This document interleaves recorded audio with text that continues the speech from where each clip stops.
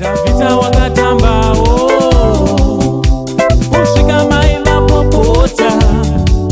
Miriam ndokuimbao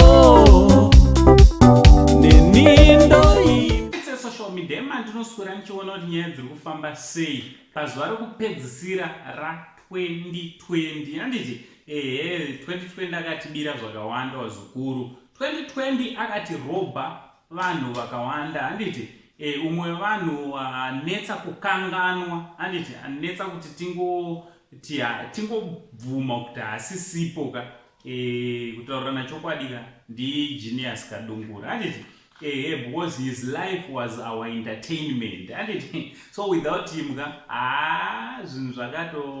pakatoipa replacement iri kutonetsa kuwana anditi so chiterera kana ungasati wasubscribe pathis channel I kindly ask you kuti muzukuru chisubscribe but turn on your notification bell so that whenever we upload a video you will be notified anditi tida kutenda ine support yese yamakapa paSaint TV kubva tichitanga 6 months ago kusvika parinhasi anditi gore richipera. Ndinoda kutenda vazukuru ndichiti thank you very much, siyabonga anditi makaita henyu basa uye muri kuita basa maswera sei kwese kwamuri anditi so mumastreets esocial media mandinoswera ndichiona kuti nyaya dziri kufamba sei, duma nemabhuro empinga anditi the late Jinimbe anditi anonzi Troy nani Trey kana Troy meno Troy kana Trey na Buddha anditi tasangana navo vari parinda vaishanyira kudombo shava patakachengetera Jinimbe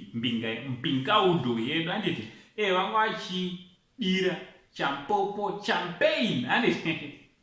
so what do you think vamwe mastreets esocial media mazoita mixed feelings, vamwe vari kuti zviri right, vamwe vari kuti aiwa munhu akatofa why wasting champagne tichitadza kutotora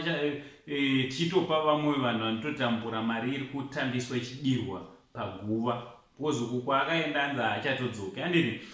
ende hanzi uku kwaakaenda mukumanaka akunwiwa mashampagne kana achimwiwaka hasi awa atinonwa kunoku anditi vamwe vari kuti zviri right. So imi munotora kudii nekavidhio kanoteera ngataro nemacomments anditi mungozviondera zvangachiitwa nevakomana tichiti naUncle Saint neSaint TV crew chibata tichi much love. Po.